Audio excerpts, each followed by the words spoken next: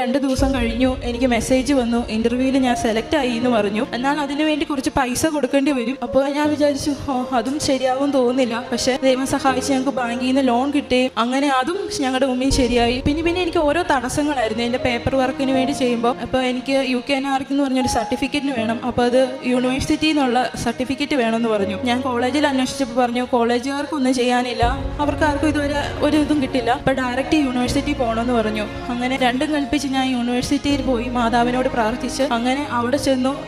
മാതാവ് തന്നെ അവിടെ ഉണ്ടെന്ന് തോന്നി, കാരണം അവിടെ ഒരു ചേട്ടൻ ഞങ്ങളെ സഹായിക്കാനായിട്ട് ഉണ്ടായിരുന്നു. അങ്ങനെ അന്നത്തെ അന്ന് തന്നെ എനിക്ക് ആ യൂണിവേഴ്സിറ്റിയിൽ നിന്ന് സർട്ടിഫിക്കറ്റ് കിട്ടുകയും ഞാൻ എൻ്റെ ഡോക്യുമെൻറ്റ്സ് എല്ലാം സബ്മിറ്റ് ചെയ്തു. അങ്ങനെ ഓരോ ആഴ്ചകളിൽ എനിക്ക് എൻ്റെ എല്ലാ കാര്യങ്ങളും ശരിയായി വന്നു. ഇന്നിപ്പോൾ ഞാൻ എന്തിന് പാസ്പോർട്ട് എടുത്തു എന്ന് ചിന്തിച്ചാൽ എൻ്റെ പാസ്പോർട്ടിൽ മാതാവ് UKയുടെ വിസ അടിച്ചു. ഈ വരുന്ന ബുധനാഴ്ച ഞാൻ ടിക്കറ്റ് എടുത്ത് പോവുകയാണ്. എല്ലാം തന്ന മാതാവിന് 1000 നന്ദി.